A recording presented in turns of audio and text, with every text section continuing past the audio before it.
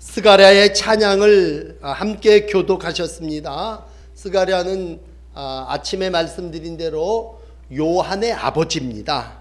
그러므로 요한이 태어남과 동시에 그가 벙어리가 됐죠. 그래 한 1년 가까이 입이 닫혀 있다가 감격하여 하나님의 은혜를 찬송하고 이제 고백하는 말씀을 저하고 같이 읽으신 겁니다. 성령 충만함을 입은 사가랴가 지금 예언을 하고 있다. 그렇다면 그 예언이 뭐냐 하면 예수가 누구냐라고 하는 가르침이기도 합니다. 여러분, 우리가 성탄에 예수를 모르는 사람들도 구세주라는 말을 써요. 세상을 구원하시는 분이 오셨다 그랬다면 이 사가랴 선지자는 너무 제사장으로 정통한 사람이죠. 그 표현을 우리 가운데 아주 자세하게 잘 가르쳐 주시고 있습니다. 특별히 우리가 교회 신앙생활을 하면서 예수님 누구십니까? 라고 했을 때 오늘 예수가 모든 인간의 죄를 대신 지고 십자가에 죽으신 분입니다. 그러기 전에 어떤 일이 일어납니까? 탄생해야 죽죠. 그러므로 이 땅에 구세주로 오셨습니다 라고 할 때 구세주라고 하는 말을 옛날 말로 속량, 속전 그런 말을 먼저 써야 합니다. 속량했다, 속전이다 라는 말은 종을 돈을 사서 너 이제 자유의 몸이다, 네 마음대로 편하게 실컷 살아라 그랬을 때 노예를 돈 주고 샀다가 자유를 줬다면 그걸 속량했다, 풀어줬다. 속전, 돈을 다 치루어서 죄값을 대신 감당했다 라고 하는 말로 표현을 합니다. 이걸 우리 교회에서 대속이라는 말로 다시 바꾸어 표현한다면 십자가는 대속의 상징이죠. 그리고 십자가를 믿고 십자가의 보혈을 의지하는 자마다 다 죄에서 구원함을 받았다면 예수님이 십자가의 지심은 구원의 완성이죠. 그럼 예수님의 탄생은 뭐예요? 구원하기 위해서 이 세상에 오신다고 할 때 예수님은 오늘 이 스가랴 선지자의 찬양처럼 우리를 돌보사 속량하시고 우리를 위하여 구원의 뿔을 다윗의 집에 일으키셨도다 라고 하는 68절의 말씀을 시작으로 해서 하나님이 우리를 구원해 주시기 위해서 이 땅에 오셨기 때문에 우리는 구세주, 탄생이라고 하는 말을 쓰는 겁니다. 그러므로 구원이라는 말은요, 너무 기본적인 얘기입니다만 어디 물에서 나를 이렇게 건져 올린다 그런 뜻이라면요, 여러분 쉽게 생각하면 내가 물에서 건짐을 받으려면 내가 내 머리채를 잡고 올라올 수 없어요. 누군가가 나를 건져줘야 된다는 말이에요. 그러므로 구원이라는 말 앞에는 자력구원이라는 말은 들어갈 수가 없어요. 구원은 누군가의 손에 의해서 내가 건짐을 받았다고 하는 단어입니다. 그래서 모세, 그 이름의 뜻이 물에서 건짐받은 자라고 출애굽기 2장 10절이 가르쳐 준다면 모세는 물에서 건짐을 받은 거예요. 아니 그 핏덩이 애기가 갈대상자에 담겨놨는데 누가 건져줘야 꺼내는 거지 자기가 자력으로 헤엄치고 자기 스스로 자기를 끌어서 올려보낼 수는 없다는 얘기죠. 그러므로 믿음을 갖는다고 하는 건 내가 누군가에 의해서 구원을 받는다고 하는 사실을 믿는 겁니다. 오늘 여러분들에게 구세주 예수를 믿습니다 라고 했을 때 예수가 나를 죄에서 구원해 주심을 믿습니다 라고 하는 고백이 거기 담겨져 있는 거예요. 이 고백에 다 아멘 하시기를 바랍니다. 그러므로 여러분은 다 죄에서 건짐을 받은 사람, 피동적인, 내가 구원받은 게 아니라 누군가가 나를 죄에서 건져, 74절 원수의 손에서 건짐을 받고 라고 했을 때 원수의 손에서 건지심, 물론 이제 물이 아니라 원수의 손이에요. 우리가 다 원수, 사망, 죽음으로 말미암아 이 세상 속에서 없어질 수밖에 없는 존재인데 하나님이 예수님을 보내주셔서 이 원수의 손에서 건지셨다. 오늘도 그 믿음이 여러분 속에서 하나님 나를 원수의 손에서 건져주심을 감사합니다 고백하시는 여러분들이 되시기를 바랍니다. 그러면 하나님이 나를 물에서 건져주시는 것처럼 원수의 손에서 건져주는 것처럼 나를 어디에서부터 건져주시느냐 그랬을 때 오늘 신앙생활을 하면서 우리가 지난 주일날 감사에 대한 말씀을 나누면서 요한 3서를 읽었는데 흔히 얘기하는 삼박자 축복을 얘기했죠.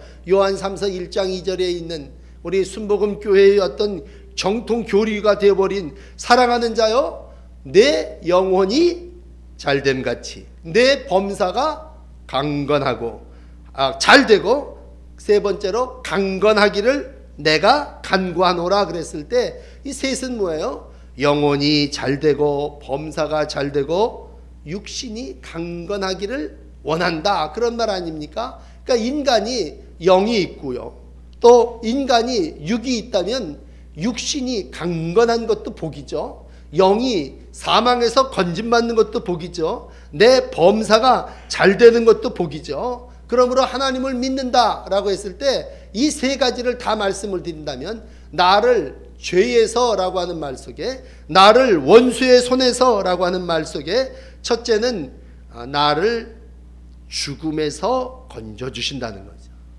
예수를 이 땅에서 믿으면요 여러분 죽음을 넘어 사망을 넘어 하나님이 우리의 영혼을 구원해 주신 줄을 믿습니다. 그러므로 원수 중에 원수가 죽음이라고 하는 원수라면 사망이라고 하는 원수라면 하나님이여 내 영혼을 지켜주시옵소서 기도할 때에 하나님이 모든 생명들의 영혼을 사망에서 구원하여 주신 줄 믿습니다. 오호라 나는 곤고한 자로다. 이 사망의 몸에서 누가 나를 건져주랴?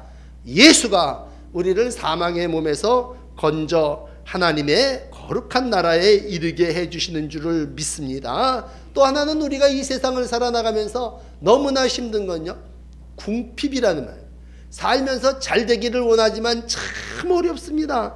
가난 중에 힘든 가난이 있다면 그건 정말 먹을 수 없는 거고 목마른 가난이겠죠. 우리 예수님이 이 땅에 오셔서 오병이어로 모든 백성을 먹이신 것뿐만이 아니라 믿음을 가지고 사는 모든 백성들에게 모든 일 중에 범사가 잘 되게 하신다면 나를 이 땅에서 가난과 기근과 또 어려움으로부터 건져준 구원하여 주는 줄을 믿습니다. 그러므로 예수를 믿는다고 하면요 잘 된다라고 말했을 때 우리 그런 표현을 시편이 쓰죠. 의인의 자손이 걸식하는 일이 없다라고 했을 때 내가 어려서부터 늙기까지 의인의 자손이 빌어먹는 일을 보지 못했다고 하는 건 하나님이 나를 가난과 기근으로부터 구원 건져주시기 때문인 줄을 믿습니다. 하나 더 얘기를 한다면 우리가 원수의 손에서 건짐을 받는다고 할 때 그건 말 그대로 육신이 건짐을 받는 어떤 병에서 건짐을 받을 수도 있죠. 암이 걸렸지만 그 암에서 노임을 받을 수도 있죠. 그래서 기적적으로 치유와 신유의 역사를 맛본다면 우리가 예수를 믿을 때 우리의 몸이 또 우리의 영이 우리의 범사가 죄에서 구원받게 됨을 믿는 것이에요. 자, 그렇다면 여러분 오늘도 이 땅을 살아나가면서 구세주가 나에게 오셔서 뭘 하셨습니까? 라고 했을 때 예수가 오셔서 나를 죽음에서 구원하셨습니다. 가난에서 나를 구원해 주셨습니다. 질병에서 나를 구원해 주셨습니다. 이렇게 똑부러지게 믿고 구원을 감사하시는 여러분들이 되시기를 바랍니다. 자, 그렇다면 예수님이 오셔서 이 사가랴의 찬양처럼 나를 구원해 주시는데 구원해 주는 목적이 뭔가? 구원의 목적. 예수님이 왜 나를 건지셨습니까? 75절 74절에 이렇게 얘기를 해요. 내가 너를 구원한 건 종신토록 성결과 의로 두려움 없이 섬기게 하기 위함이다. 그냥 앞뒤 다 잘라내고 나를 구원해 주셨다면 나를 구원해 주신 하나님의 의도가 뭡니까? 그죠? 아니 하나님이 나를 구원해 주셨을 때는 목적이 있을 거 아닙니까? 그건 뭐예요? 섬기게 하기 위해서. 말이 어려우면 예배드리라고 우리를 구원해 주신 거예요.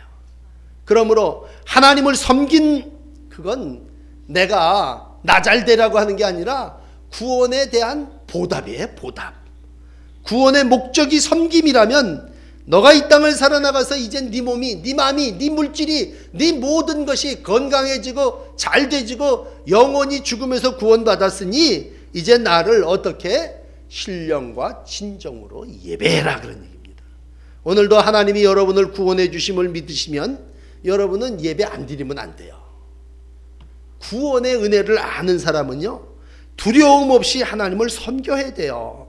망설임 없이 예배해야 돼요. 오늘 교회 갈까 말까가 아니에요. 날 건져주셨는데 나를 구세주를 통해서 하나님의 거룩한 백성이 되게 해주셨다면 오늘도 은혜를 아는 백성은 두려움 없이 하나님을 섬겨야 당연한 거예요.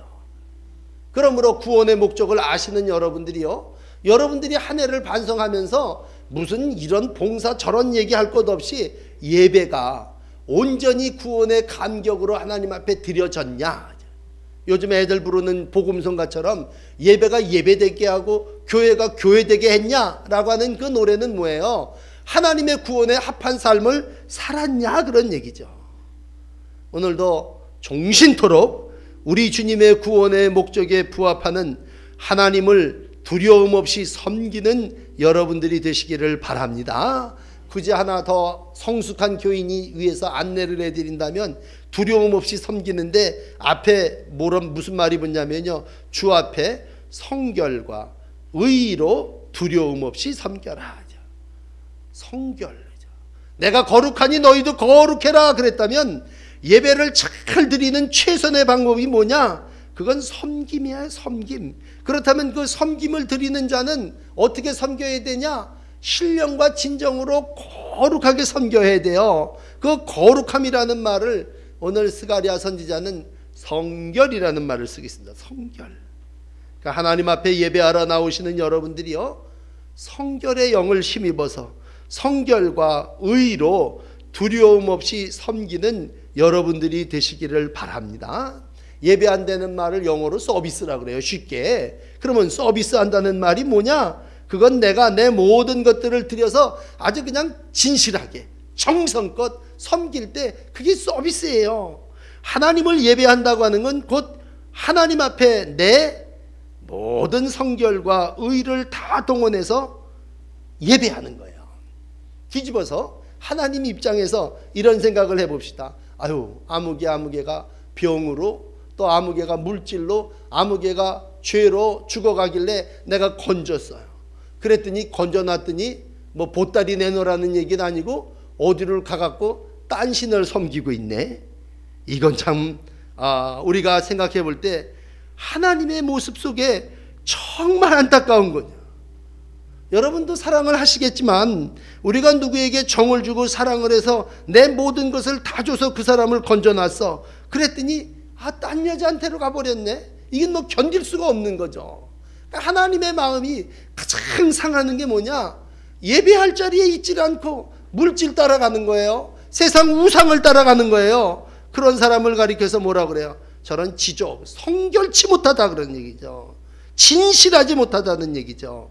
여러분들의 헌신이 종신토록 오직 하나님 한 분만 섬기며 하나님의 은혜를 힘입어 살아나가시는 귀한 날들이 되시기를 축복합니다. 여러분, 우리 하나만 더 공부합시다. 왜 하나님이 나를 구원해 주셨습니까? 하나님이 나를 왜 죄에서 건져주시고 하나님이 왜 우리를 예배하게 하십니까? 라고 했을 때 78절은 긍휼함이라고 하는 말입니다. 하나님이 죄사함을 구원을 알게 하리니 이는 우리 하나님의 긍휼을 인함이라. 그냥 죽게 내버려 두시지. 아유, 저걸 왜 건져주셨어요? 불쌍하니까 건져주신 거죠. 인간이 불쌍해서 불쌍히 여기는 마음이 긍휼 아닙니까? 불쌍히 여기니까 건져주는 거예요. 그러면 은혜 위에 은혜를 더 받는 방법을 하나 가르쳐 드릴게요. 하나님 앞에 은혜 받고 하나님 앞에 오늘 이 물질에서 이 병에서 이 죄에서 건진받으려면 어떻게 하면 되는 줄 아세요? 하나님 앞에 불쌍히 배우면 돼요. 그러니까 하나님 앞에 나와갖고서는 잘난 척하는 게 아니라 하나님 앞에 내가 불쌍하게 보이면요, 하나님이 나를 어떠한 것에서든지 구원해 주는 줄 믿습니다.